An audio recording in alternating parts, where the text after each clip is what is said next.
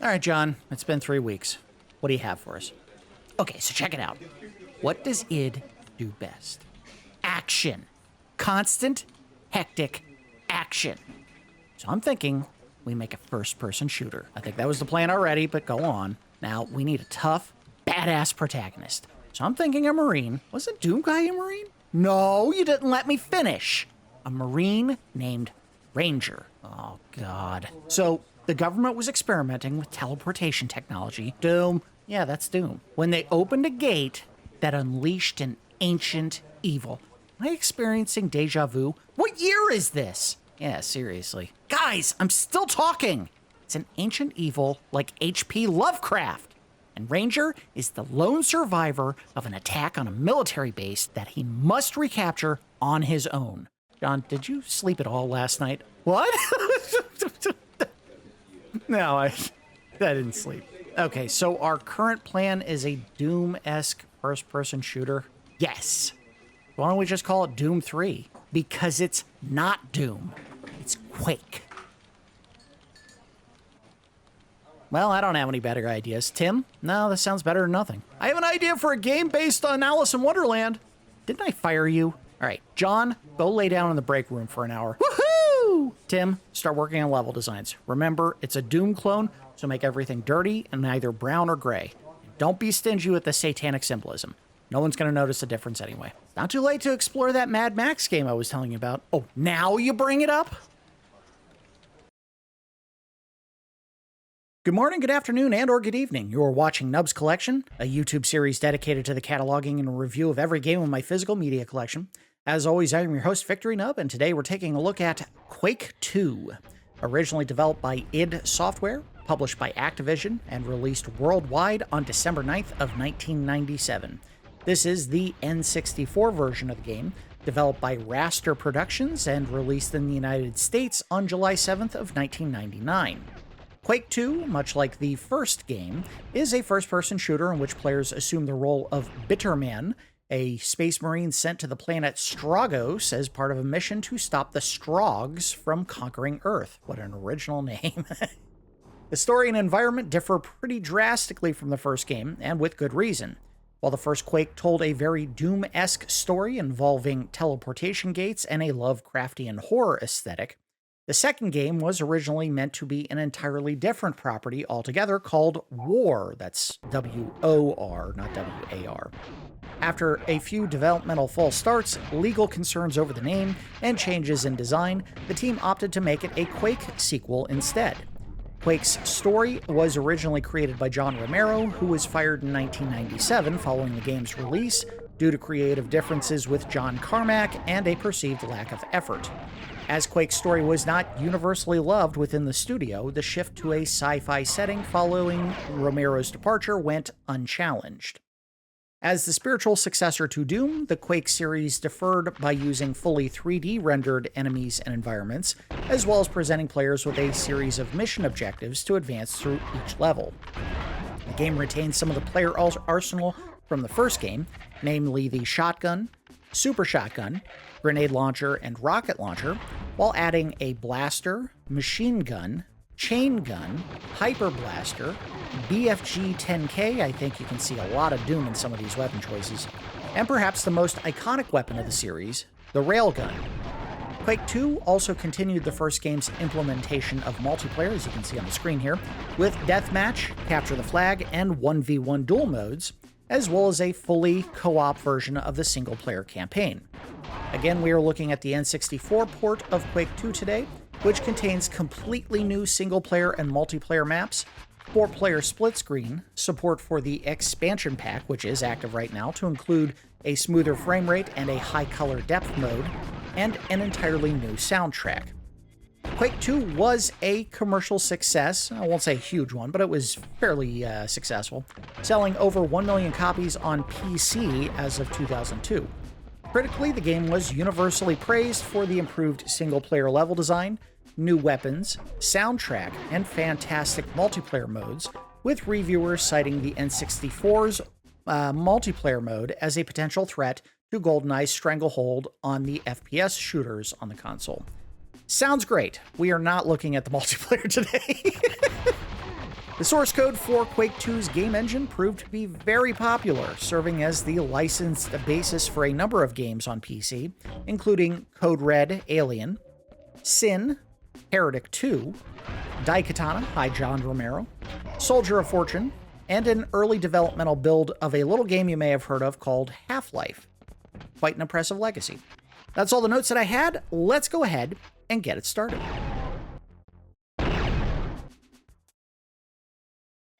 Full disclosure, because this is one of those things that I'm finding quite a bit with the N64 games that we look at on Nub's Collection. I've never played this one before.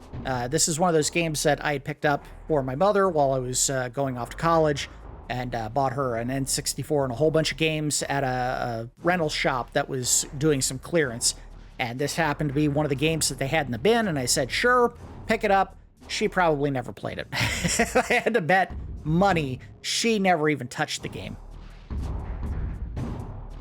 The art on the face of it doesn't exactly convey a fun, sexy environment for a middle-aged woman to be playing games in.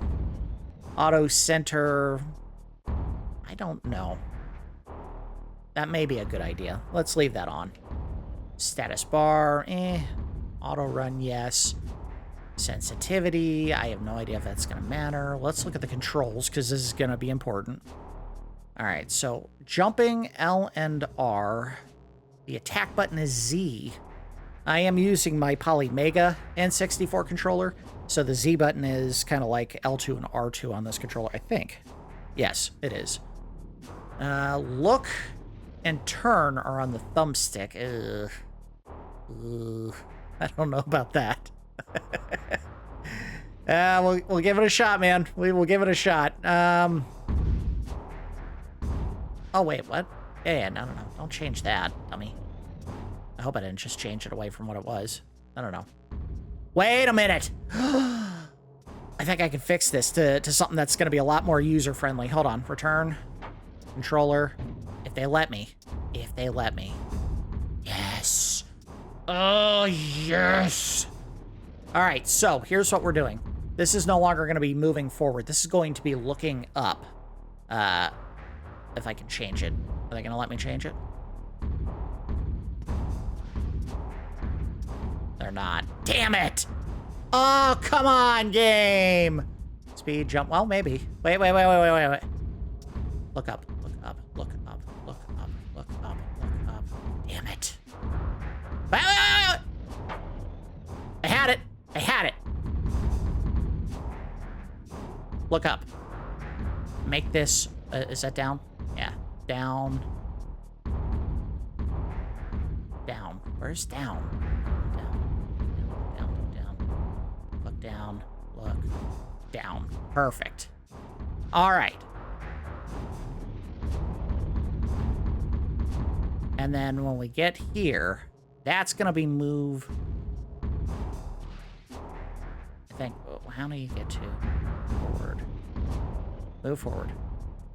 And make down. Is this down? Yeah, that's down, so I want that to be backward. No, wait. Back pedal. And then this is going to be strafe, right? Where's strafe? Did I pass it?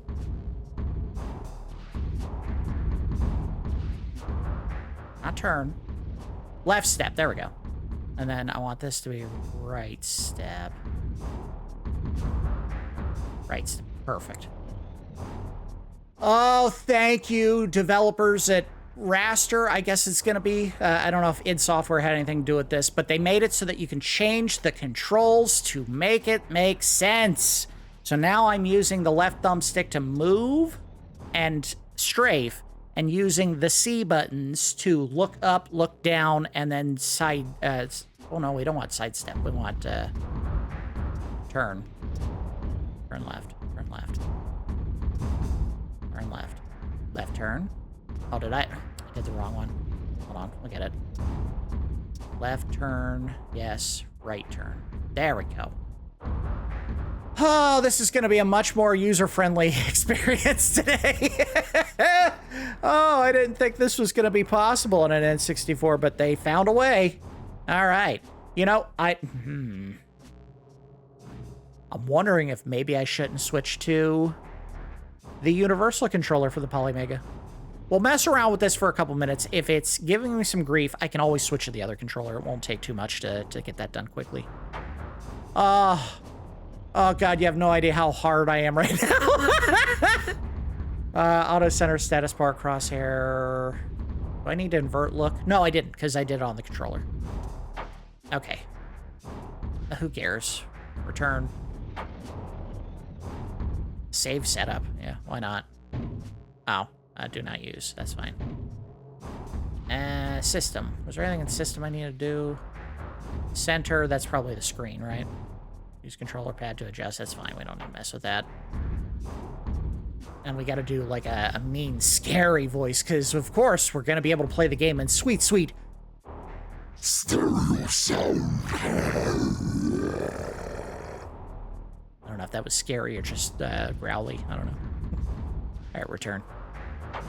Oh God, I never thought I'd be so excited to be able to change the thumbstick and C buttons in a game before. All right, we are doing single player, so let's go ahead and do that. We'll do new. We'll leave it on easy. I know I'm a coward, but I've never played this game before, so I have no idea if this is like ultra high speed, and if you're not keeping up with the action, you're getting rocked, but we want to play a little bit. It's already there. Oh, God, here we go. I have the rumble pack in the controller, and the system recognized it as a rumble pack, and of course it doesn't work. Of course it doesn't. Well, we'll see if it rumbles at all during the gameplay. Oh, yes. Yes! Oh! Okay, and aiming doesn't automatically snap back to center if you're looking down. You have to move before it happens, which I like. Oh boy, here we go with the audio delay. All right, let's see if that fixed it. Yes, it did. It's just one of those things. I don't know why, but the N64 really does not like having in-sync audio. Yeah, get out of here. I see something up there we probably want. Yep. Got some stems. Got a box plant of some kind. We'll probably have to go up there somewhere. For a secret. Is there a menu? Like a map? I don't think there is. Alright, let's do this. Hup. And can I get in here? Can I get in here? Can I get in here? Let me in here! What in? Okay, so you can't go in there. I have never played the original Quake, and I have never played Quake 2. I have played quite extensively Quake 3 Arena.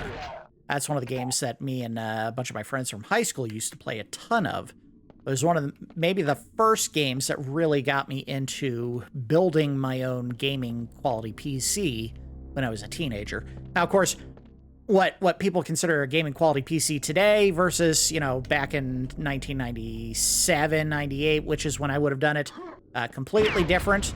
What I would have paid back then to build a complete gaming-ready PC would have been maybe $300 or $400.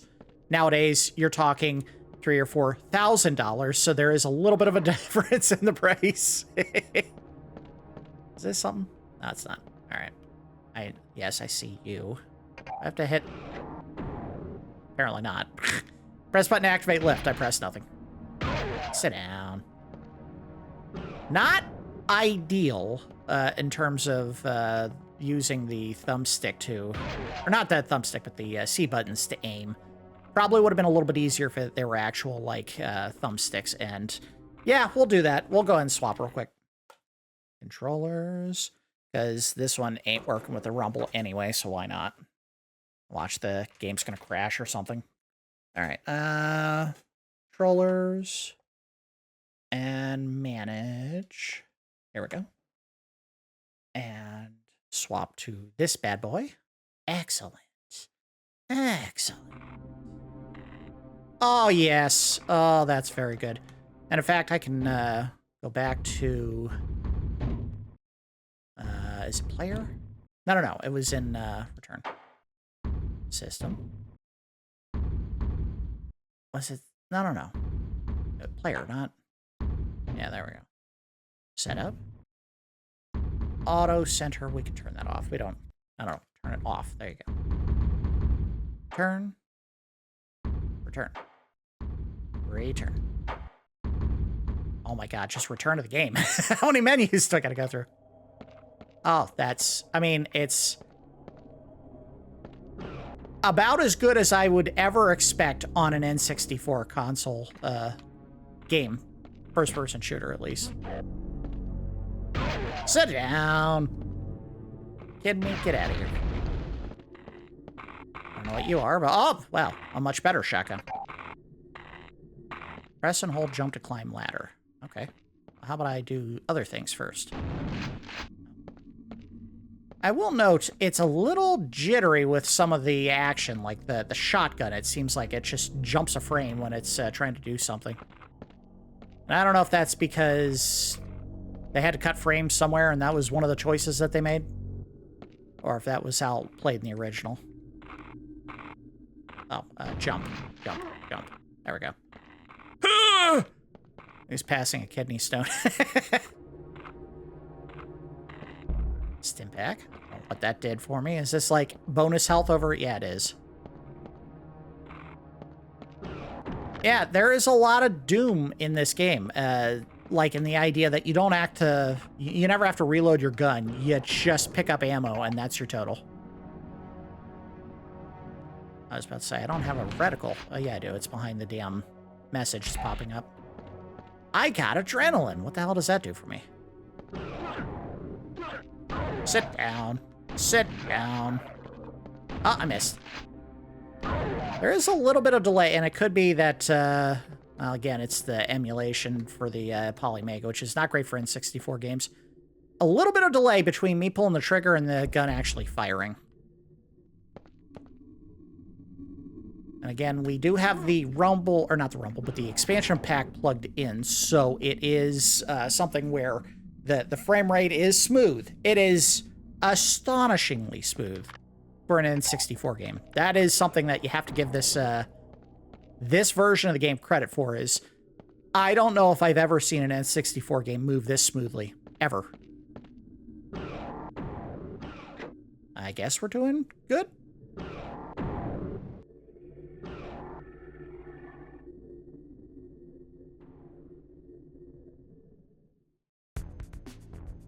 Well, we finished the entire level. That took 5 minutes.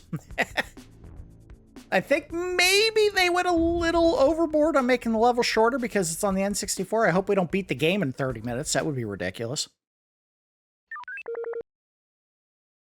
Oh, I see that. Okay, so there's 1, 2, 3, 4, 5, 6, 7, 8, 9, 10, 11, 12, 13, 14, 15, 16, 17 levels. Let the audio sync back up, so I don't have to do that when I edit. Oh, where is he? Where? Where? Who's McClintock and who are you trying? Oh! Gotcha. It's a little auto aim correction, but not super aggressive like auto aim correction or aim correction, whatever. Which is good. I mean, it's an N64 game, so they probably knew, hey, people are going to have a hard time hitting targets because, you know, the N64 wasn't an ideal setup. This game was originally designed for a keyboard and mouse. I just missed the jump.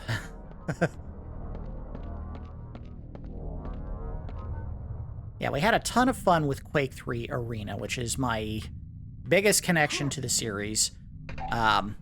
We used to play a ton of the multiplayer, and we always did, like, the same map. You find one map that is just the map in multiplayer games, and you never want to play any other game. Fire your gun, idiot. There we go. At least the enemy's giving me time to figure out what I'm doing. We always... And I don't remember what the level was called. But it was like an outdoor open map where all of the levels, and it was like a two-tiered open floor map that was kind of like almost like in an outer space environment. And is this the super or is this the regular shotgun? Where's B and A? Regular? Handgun, right? This is the super. It's gotta be. Sit down. Where? I hear him. Down below? Oh, there is.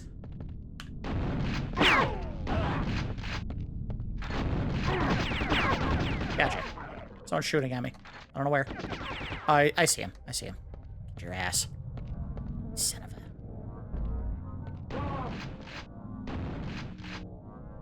Come on. He's stinky. Ew. Another shotgun. I like that this game didn't screw around. They gave you the good weapon almost immediately. The super shotgun. Need the explosive charges, which we didn't find yet. I see an item up there. Can we get to it?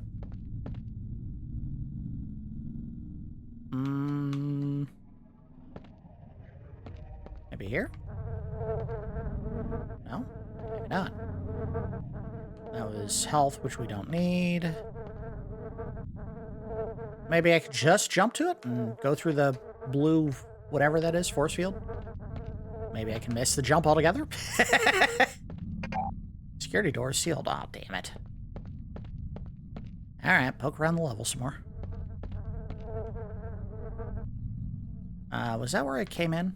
I think it is, yeah, so back down. Oh, this game's starting to trigger the motion sickness. I didn't think it would take long, but it's certainly happening very quickly for me. I don't know if it's on the same tier as, like, Doom 64. Doom 64 was the absolute worst. Gotcha. Oh, I got a machine gun. I don't know if this is going to be better than my shotgun, but whatever. Hey, wait a minute. What is this? Oh, let's get in the stink water. Ew. Hey, I found a way to die. Let's do this. Let's do a save state real quick, go down there and see what it does. Whee! Ow, my ankles!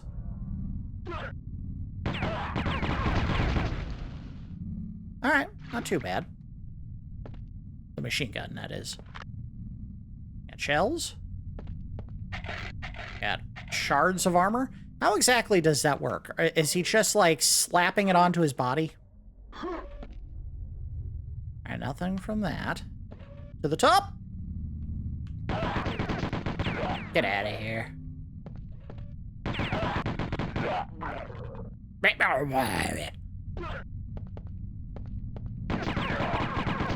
So I know the first game was pretty notable, if nothing else, for having a soundtrack that was done by Trent Reznor from Nine Inch Nails.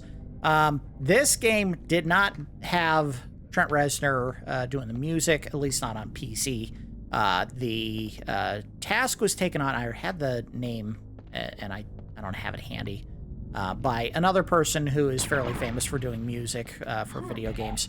But they didn't even use him for the N64 port of the game.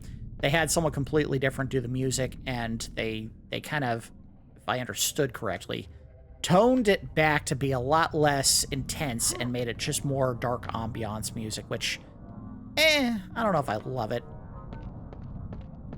It's got to be one of those things where they said, if it's going to take up processing power away from the graphics, we're not doing that. We're going to go ahead and use the power to make the game as smooth as possible. Which is probably the right call.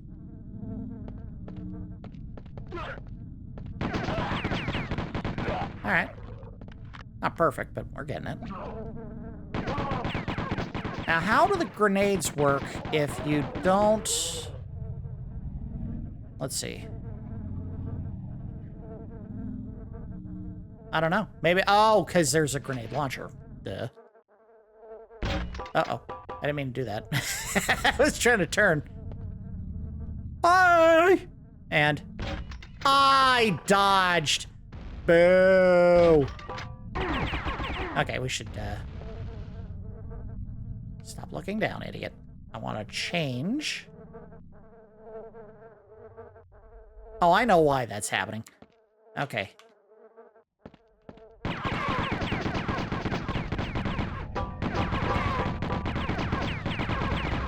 This ain't going so well. Okay, fine.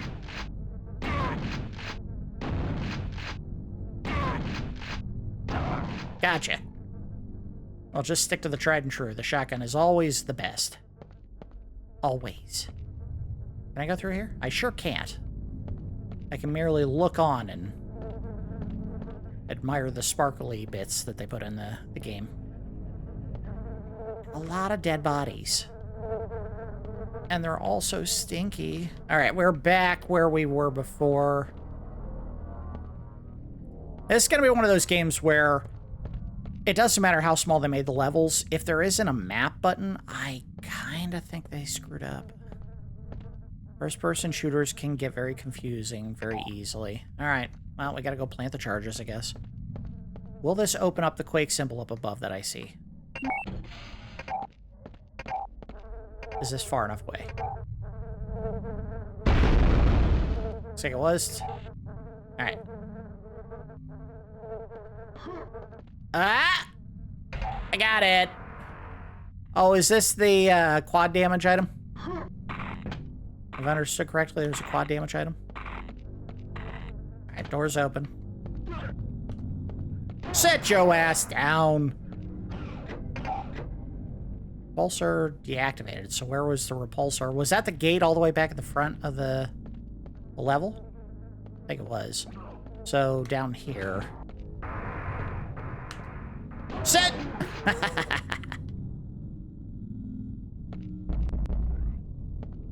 Reminds me of my time playing Modern Warfare 2. Right at the height of it. When it first came out and everyone was absolutely gaga over that game. I used to do the knives. Because they made it so that you could dual wield knives in that game.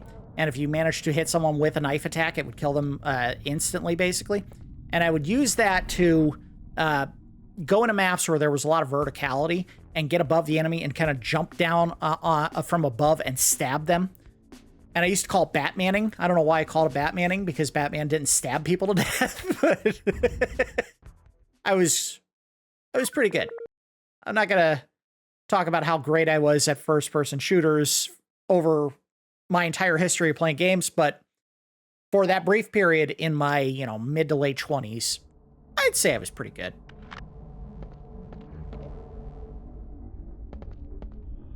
You put me in a modern first-person shooter setting right now, I would probably be happy if I got a kill during the game.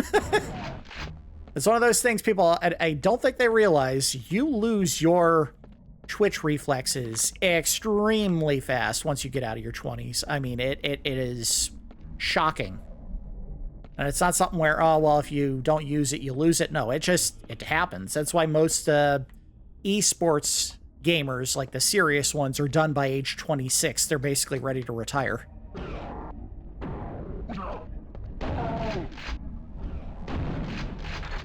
I think part of this is there is a lag to the gun's action itself, not just the responsiveness of the controller of the game.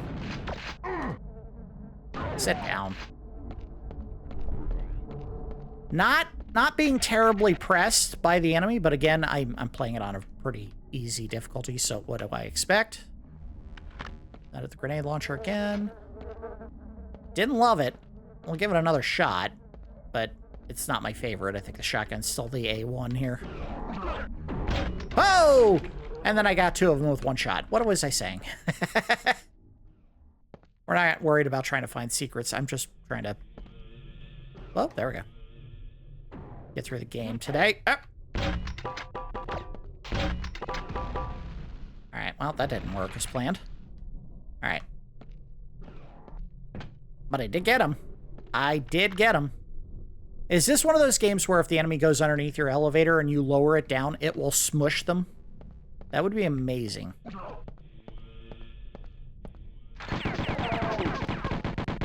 Sit your ass down. I see him. I see it. Wait, Leia! Alright, go in the other room. Get the armor. Jacket armor. Is that the door? Yeah, because this is how we came in, right? So, up in there. Let's go back to the super shotgun. Uh-oh. We gotta... There is no duck. So I have to jump this, I bet. Whoa! Oh, ah! I touched it. Go. Wait. Wait. Okay, go.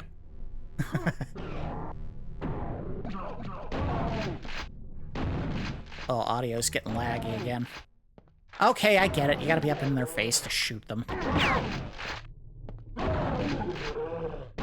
Alright, let's get that audio resynced. There we go. Get my health back. Oh, it went over a little, too.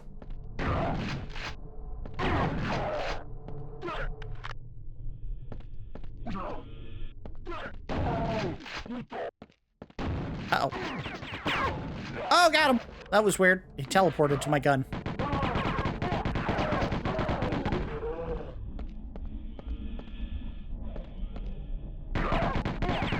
For controllability, this is easily outstripping the experience in GoldenEye, where you basically had one thumbstick to move around with, unless you use two controllers, which I did discount.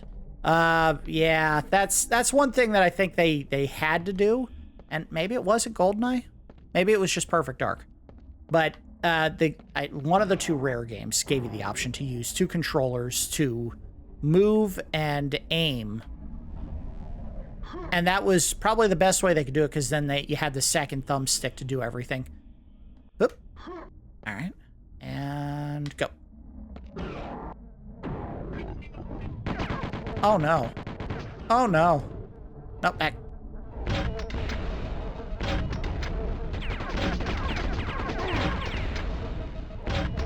Not exactly high action, but hey, we're trying to take out a big guy.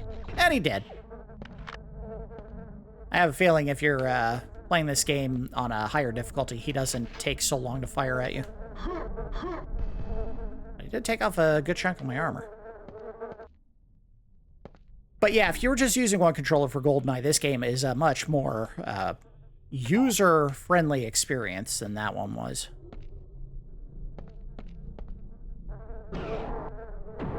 Alright, and go. And go. Whoop.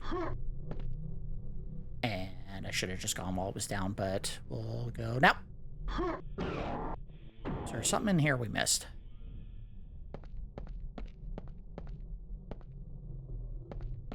Yeah. What's up there? Oh, did I not hit something here? I sure didn't. All right. I didn't push the big green switch that turns things off.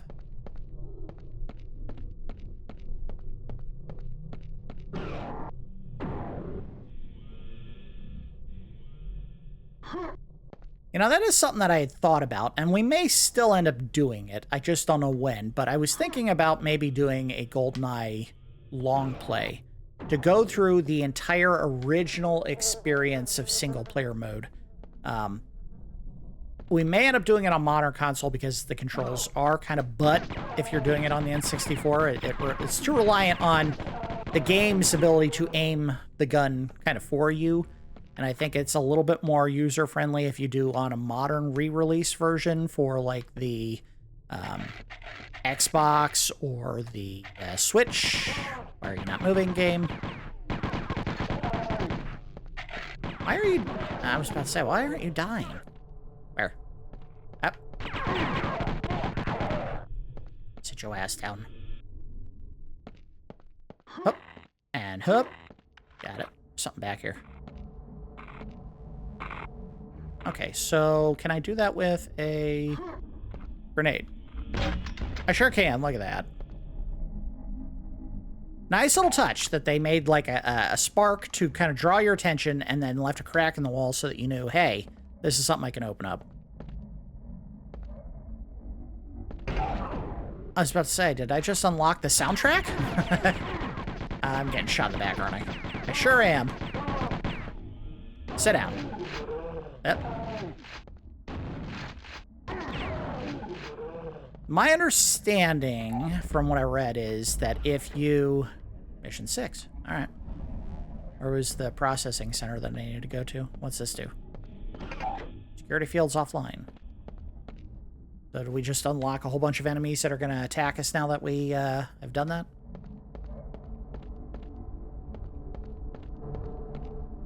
Health? My understanding of the way that they designed the game is if you actually use all of your ammo because you're being an idiot and just inaccurate, they actually gave... I think we just finished the level again. We sure did. They gave you an axe. So if you run out of ammo, you could just go up and just start hacking at people with an axe. That may have just been the first game. Maybe in the second game, they decided to have you just do it with your hands. I don't know. Or a rifle butt. You might end up hitting enemies with your rifle butt.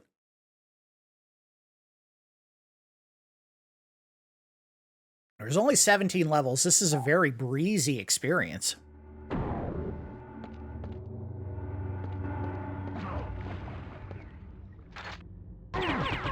I don't even know if you could justify having a single-player mode if it's really something this short.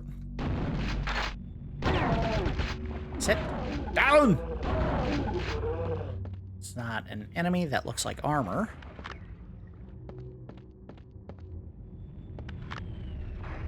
How to get to that? You got to do it from up there. Okay. I am blown away. I don't think I ever would have been able to say that you could get a first-person shooter or a game of any type on the N64 that moves as smoothly as this one is. I won't call it 60 frames, but man, does it look like it is. Oh, I didn't realize I had this. All right. Get the audio sync back up.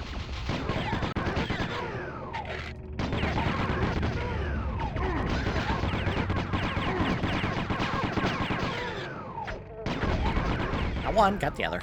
Ugh, waste of ammo. Should have used something else.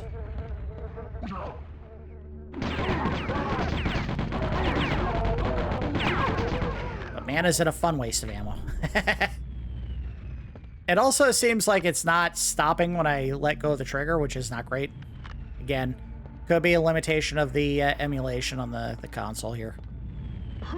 Oh, man. Can I get on it any other way? Probably up above. Another drop onto it item, which we can't... Oh! The dog! There's a dog! Bad dog! But shooting your laser beams out of your mouth at me. Mouth lasers.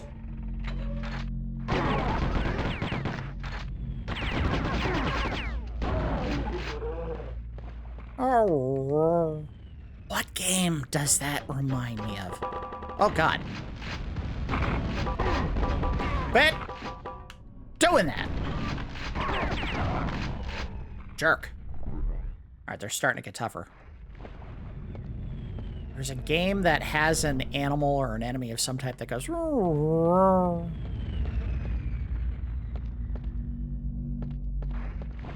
heard it a couple of times earlier, and it was like, well, that sounds familiar. And it just kind of got caught in my brain, and then I heard it again, and it was like, no, I know that's from another game.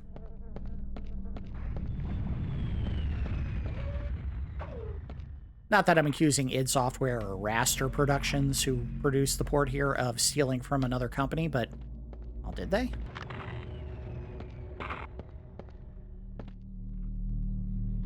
Nice little touch at the bottom of the screen there. You can see the total amount of ammo that you can carry with just a bar.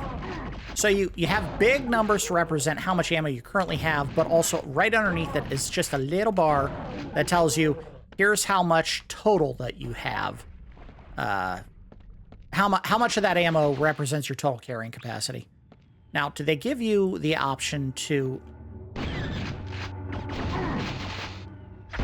out of here. So, oh, there's another one. Oh, get out of here. Do they give you... all right, let's do a quick save. Try to make this jump in one. Whee! Got it! And it's an environmental suit, which expires quickly. Can I go under? Sure can. That was the whole point of this. Pick up Mega Health!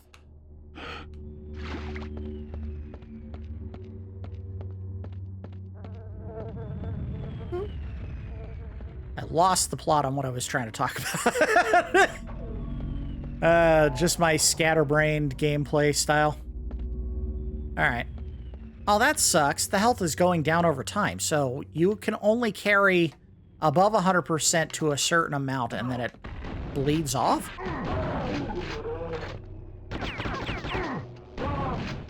Shooting!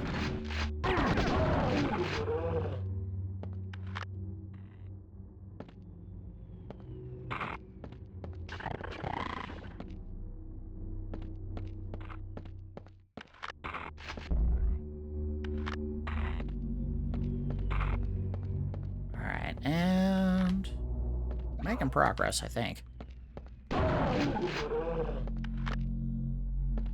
I'll say this much, and maybe this is a sign of the change in the team that put the levels together. It could be that they were just getting better at making levels in total.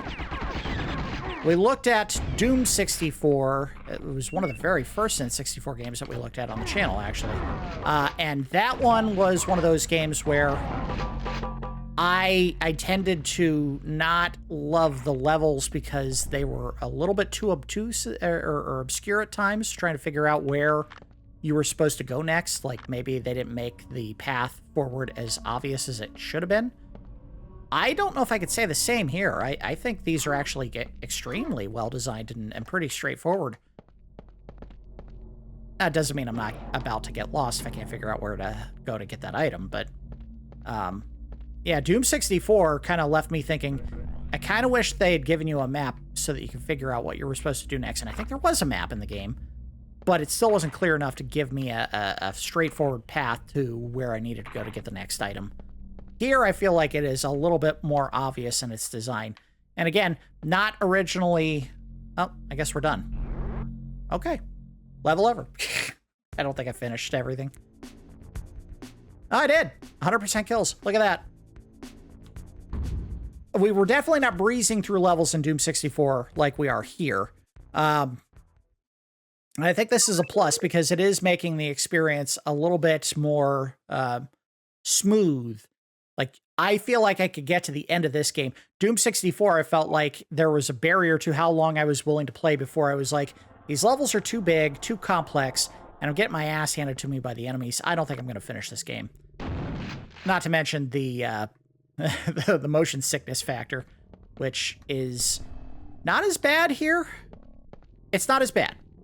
I still think it was not great for Doom 64, and if I had known when I asked for that game for, I think it was a birthday gift, that it was going to make me absolutely sad. Okay, what's getting...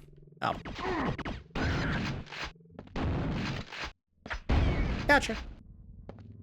If I'd known it was going to make me as sick as it did when I started playing the game, I never would have asked for it. But I remember liking Doom, not having a PC at that time when I got it, because I got the N64 shortly after it. Well, it wasn't super short after it came out, but I would guess around the time Doom 64 came out is probably when I asked, well, excuse me, I bought the N64 myself, but, oh boy. Nope. Switch to the grenade launcher. Let's do this. Wait.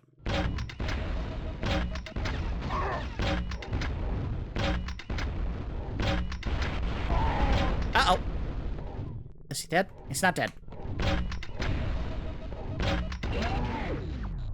I got him. Whew! Oh, I was so close to dying. This was a bad idea.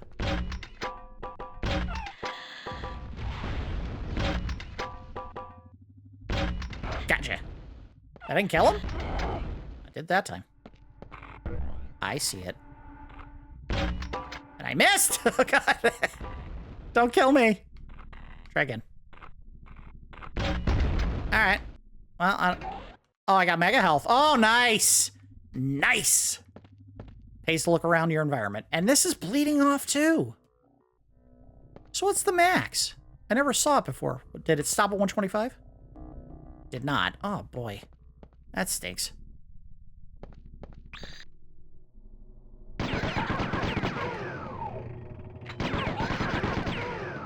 Interesting. If you pull the trigger, it's going to fire 10 bullets no matter what. I don't know if I love that.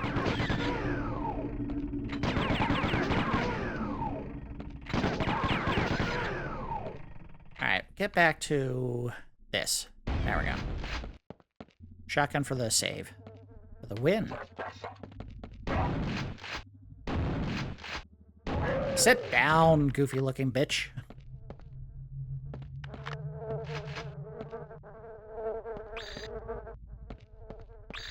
I don't think I can reach that!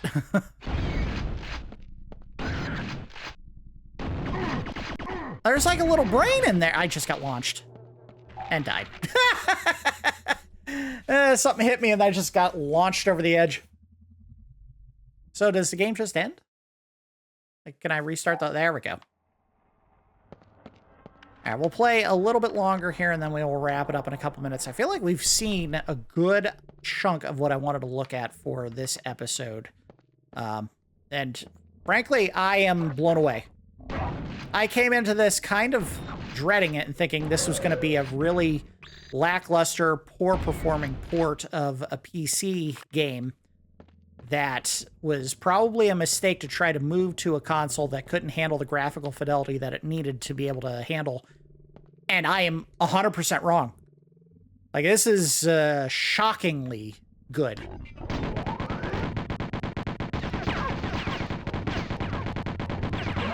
Gotcha. Give me the bullets. That was a much better way to handle that guy. But we love the shotgun.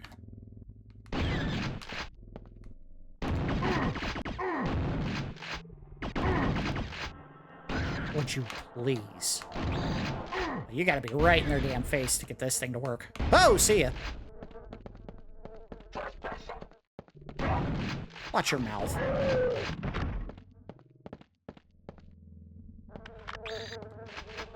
Oh, I missed. Maybe it was... I touched that and it pushed me away? I don't know. Let's save before going there. I'm already getting shot at. Uh-oh. Yeah, you can tell that the aiming, or all the actions you would have done on the C buttons were not intended to have analog controls. They're very much digital. You press the button and it just moves at the same speed no matter what. So the right thumbstick is not as smooth as I would like, but again, you have to consider what console you're playing this on and just be kind of agog at the fact that they let me change the controls to be more modern and, frankly, much better. One of those things that I don't think anyone who never played... Uh-oh, just died again. Anyone who never played a game on an N64 or first-person shooter in the N64 has any concept of, which is the idea that if you only had one thumbstick, first-person shooters were a much different and much clumsier controlling experience than they are now. Now, it almost feels like you're a fool if you don't use a controller for a first-person shooter because they've made it so much easier to control. Yeah, I get it. There's always going to be PC Master Race people who would curse and blaspheme anyone who tries to play first-person shooter on a console. Made it such a better experience than it used to be. They just have. They have made it so much smoother.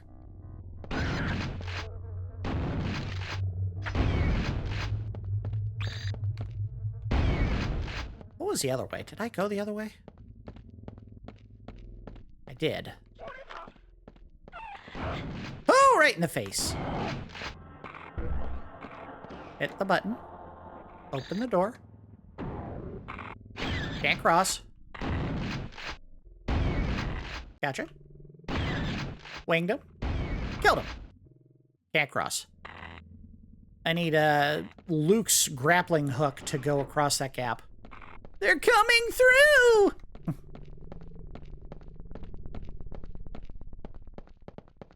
You know, it took me a couple of times recently to figure it out. They loop video for that sequence. They artificially extended that entire, like, dramatic segment where, hey, Luke and Leia gotta get across this gap, but there's stormtroopers shooting at them. If you look at the shots carefully, they repeat sequences of him pulling the rope out and Leia shooting at stormtroopers at least twice, maybe 3 times. It's pretty astonishing what you can do with a little bit of editing magic and enough cameras to present multiple angles for one sequence.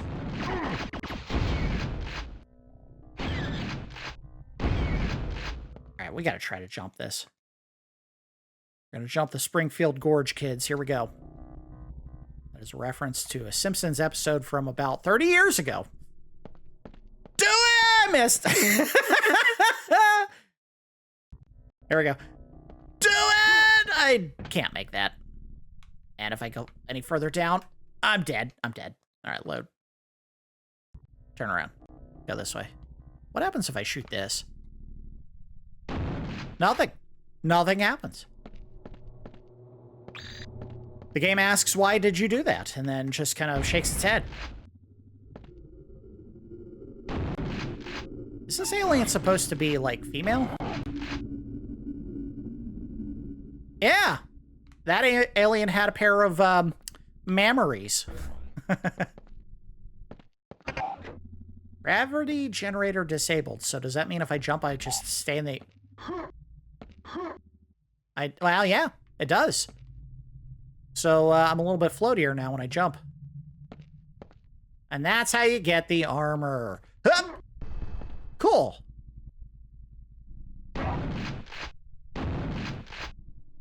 Can I switch to my...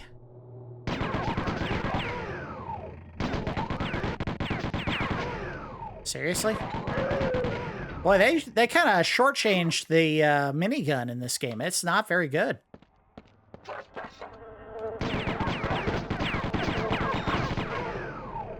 Miniguns are usually a lot better controlling and more devastating to enemies than this one is. This one kind of sucks. Why are there more enemies? I've already killed all of these guys! Get out of here. Shotgun. You're the best.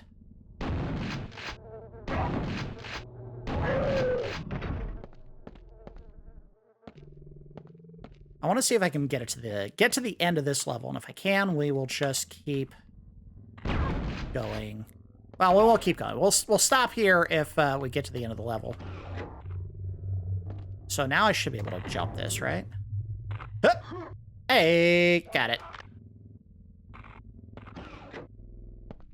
I was gonna say that the character model for this one seemed to be like wiggling her hips while she was walking, because of course, just because it's a female alien, it has to be trying to entice males with their walking. And they're horribly disfigured, half-cybernetic alien beings, but, you know, if the male gamers aren't getting a boner looking at them. Alright, I think that's the exit, if I had to guess. Warning, liftoff in progress. Alright, get back. See ya! Docking station access denied. Alright. So, can I get... Sure can. It's gotta be up here, right? There's a switch I hit here, and that's how we get to the next area. I got the silencer. Oh. Or the handgun, which we haven't been using.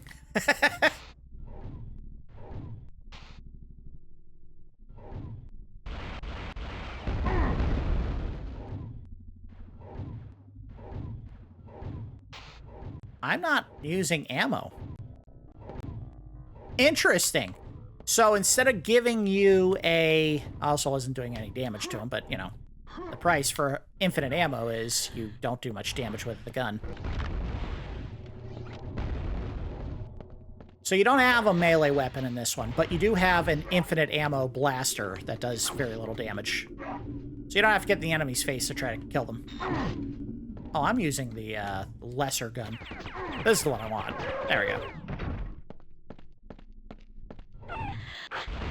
Well, female alien. We're trying to use your feminine wiles on me.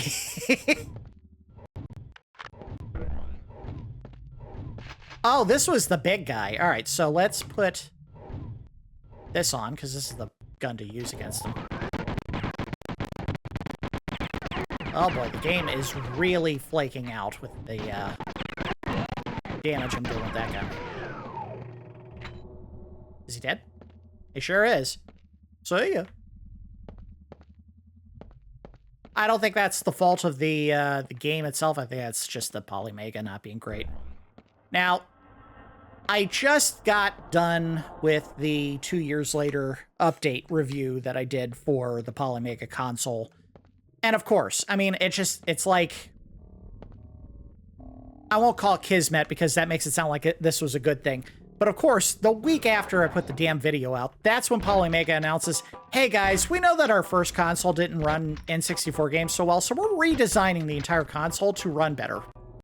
Thanks, guys. Awesome. Could you have done that before my damn review came out?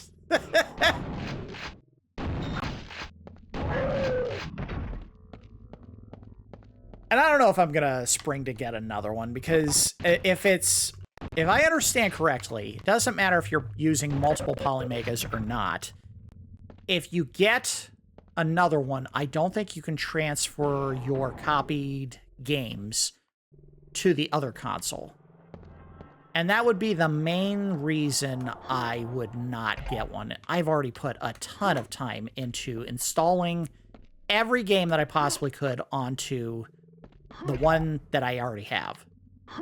And the small games, you know, like the NES, Super Nintendo, Sega Genesis, even N64 games, take no time to put in there at all. Just a couple seconds each. Is it laborious? Yes. But they're very quick. PlayStation 1 games and any CD-based games take a ton of time to put on there. Every single disc to copy over is roughly 5 to 10 minutes. And if you have as many games as I do, that means you're doing hours and hours of installing games. I did it just kind of as a matter of course for the channel, because I expected that I was going to use Polymega to do a lot of games for video for the channel. I don't know if I want to do that a second time, even if it is a better console that they're getting ready to release with more RAM and more processing power and blah, blah, blah, blah, blah. Nor am I going to go back and re-record a video for N64 games that we already looked at because, well, maybe they'll perform better now. I don't know if I care that much. Do we need that? That's health. Alright, we're done. We're done! I love that the exit for every one of these levels is an elevator of some kind. Alright. I think that... Yeah, I heard him before we left. I'm not going back to get him, though. Alright, I think that is a good look at the game. And I think we can go ahead and do our wrap for it. Plug you in so you charge. There we go. All right. I am blown away. I really am. I didn't think that this game was going to be worth the time and effort to look at. It was one of those games where I picked it up and I was like, these aren't really my kind of games anymore. Because when I was younger, I probably would have been into these, you know, super gritty and dark shooter games. And as I get older, it was like, they all have such a dour tone, and when I'm playing games, I don't just want to be, like, miserable the entire time I'm playing a game. So I don't know if it would be for me. And coming into this kind of with a more open mind, saying, you know what, it's just for the channel, we're only looking at it for an hour, I'm sure it'll be fine. I kind of want to play more of it. I was having fun with it. And I think it has a lot to do with the options that they gave you, the, I guess what would nowadays be called accessibility, in terms of how you could control the gameplay with the controller and the options they gave you for tweaking it. But let's go ahead and do the review phase and we'll properly cover that. Let's do a round of the good, the bad, and the ugly. The good is that the frame rate that id Software achieved, or perhaps Raster Productions, deserves the credit here, is unbelievable. If you had asked me how many first-person shooters on the N64 using the original hardware actually managed to reach 60 frames per second in-game, I would probably have laughed and said none of them did. The fact that Quake 2 pulls off what looks like 60 frames per second, I can't verify that it was a full 60, and maintains it through all but the busiest moments of the single-player campaign is nothing short of a miracle. Now, that frame rate comes with some caveats. One, I'm fairly certain that this is only possible with the expansion pack installed, so anyone that didn't spring for one, or at least a copy of Donkey Kong 64, which came with the expansion pack, didn't benefit from the high frame rate. And two, the frame rate came at the expense of anti-aliasing, making every edge in the game look jagged enough to cut a fool. You would expect some anti-aliasing even for an N64 game, but here it looks somehow like they activated a pro-aliasing mode, where they made things more jagged. All that said, credit where credit is due, this is one of the most impressive technical feats I've seen in an N64 game, which is a console that did not ever impress me technically. I never thought I'd list this next item in a good, bad, and ugly segment, but here we are. The developer sagely allowed players complete control over the key bindings, including the function of the thumbstick and the C buttons. So with a little tweaking, I managed to recreate a modern FPS controller scheme, and that changes everything. A significant number of N64 first-person shooters use the same gross-feeling setup, where the thumbstick controlled forward movement and turning at the same time, making the act of movement feel very squirrely if you didn't maintain dead center with your up and down movement on the thumbstick. Developers realized years ago that the best control setup on console emulates the movement scheme of a keyboard and mouse setup. WASD controls forward movement and strafing, and the mouse controls all looking, and because the overwhelming number of people who learned to play this way did so with the left hand on the keyboard and the right hand on the mouse, it only makes sense for the left hand on a controller to handle movement and the right hand to control looking, you know what I'm trying to say.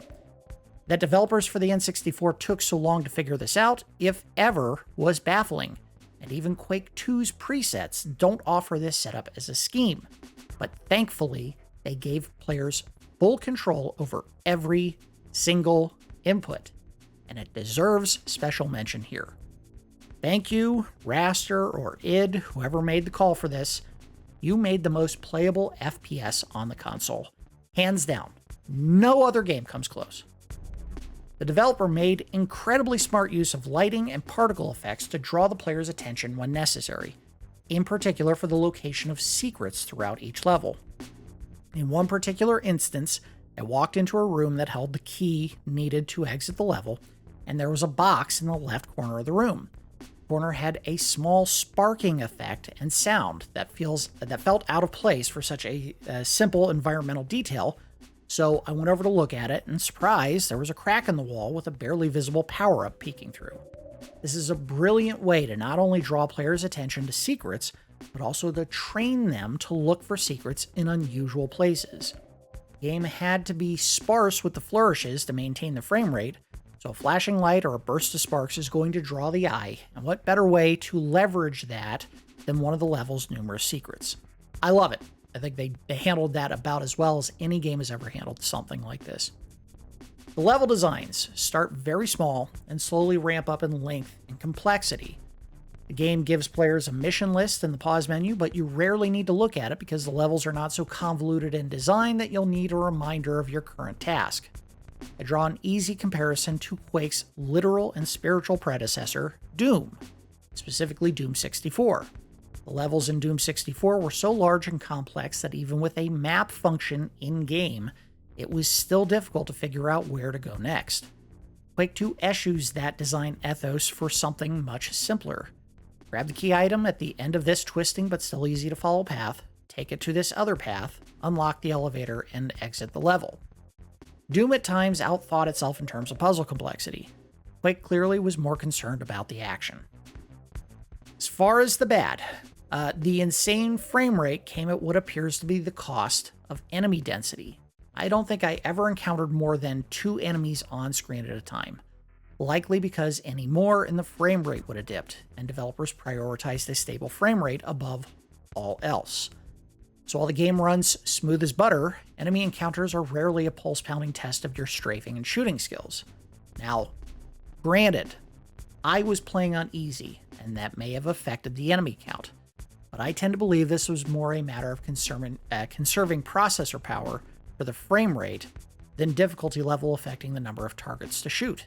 It would be far easier to simply lower or raise the enemy's damage per shot than adding or removing enemies to an existing map. So that silky smooth frame rate came at the expense of things to shoot at, basically. Id made a big deal out of expanding the number and types of tasks the players would need to complete in each level, obviously because their game design was slipping behind the competition. But I'd be hard-pressed to name any of them outside of grab the key, or bomb, what have you, or hit the button, which is quite derivative of both Doom and even Wolfenstein 3D before that. For as much credit as id deserves for revolutionizing the FPS genre from a technical standpoint, they still deserve to be knocked for basically designing the same game over and over and over again. Id's design ethos seems to be corridor shooter with simple puzzles and the same mission complete toggle every level, usually hitting a switch.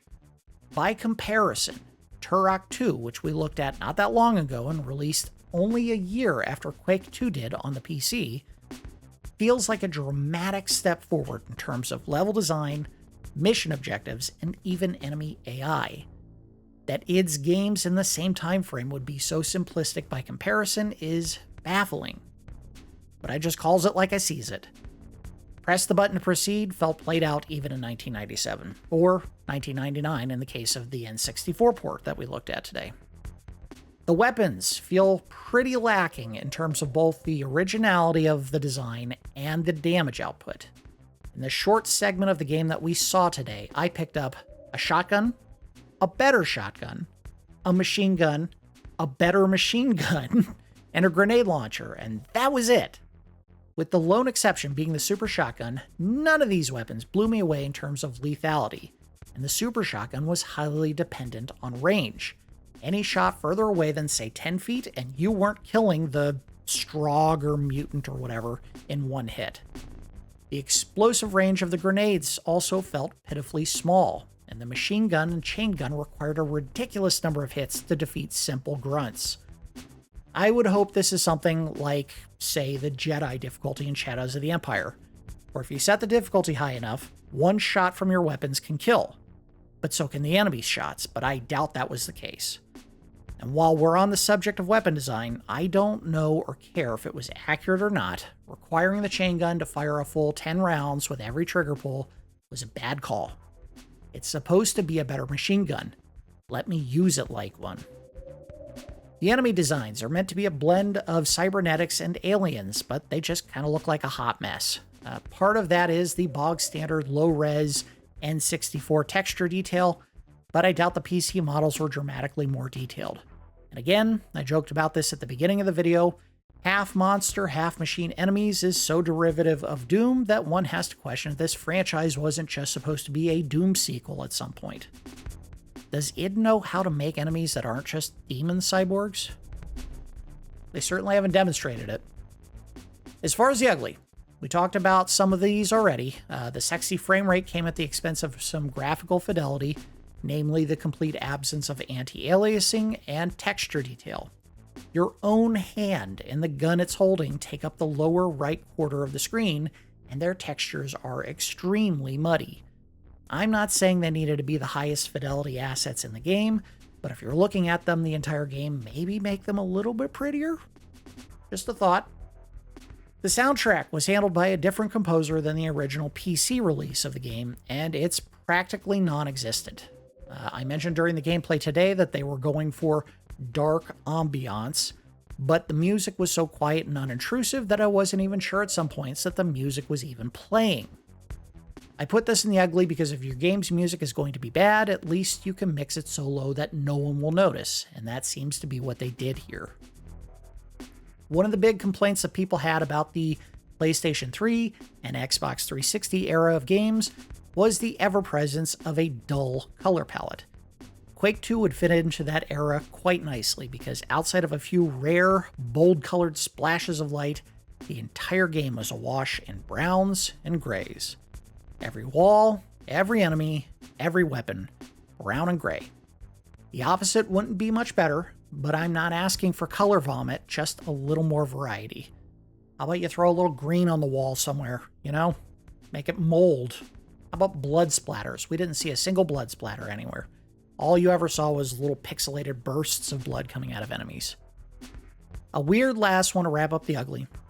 Who came up with the font design for the bottom of the screen? Because it sticks out like a sore thumb.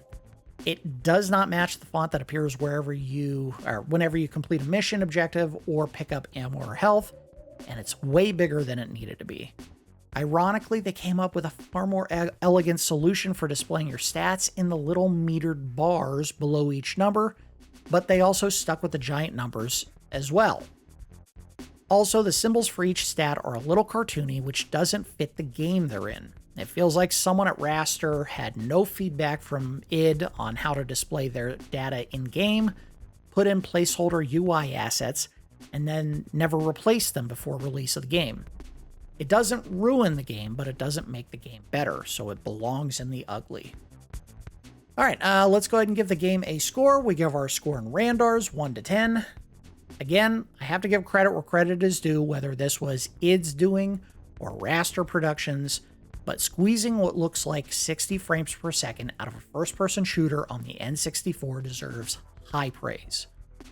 Moment-to-moment action was id's bread and butter, I guess it still is, and while I certainly have gripes about the lack of design evolution in id's gameplay, the game looks and controls like a fever dream.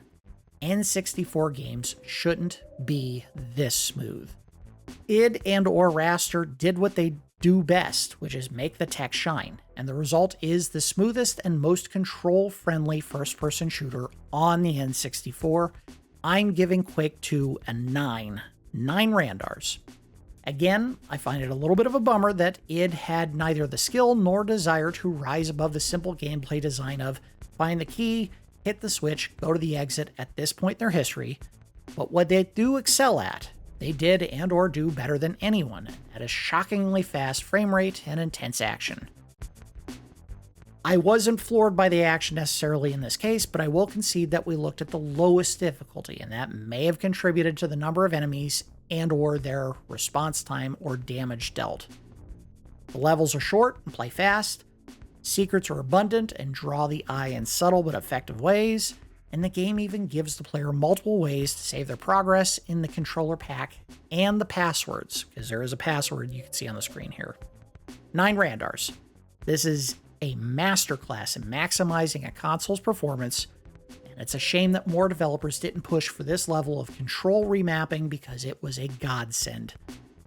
I don't know if there's ever been another first-person shooter on the N64 that I walked away from thinking, this controlled really well, and I had a lot of fun and felt like I was in control the whole time. Here, the only issue that I had was that since you don't have 2 thumbsticks on the N64 controller, there was no analog control for when I was looking, because I put that on the C buttons, and the C buttons are digital, so you press the button and the action just happens at the same speed no matter what. So that would be the only gripe that I had about the controls, and that is purely because the N64 had 1 thumbstick.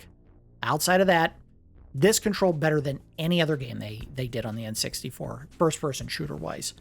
Yeah, 9 Randars. Amazing what they managed to do with this game. All right, that's going to do it for this episode of Nubs Collection. As always, I do appreciate each of you watching, and I will see you next time.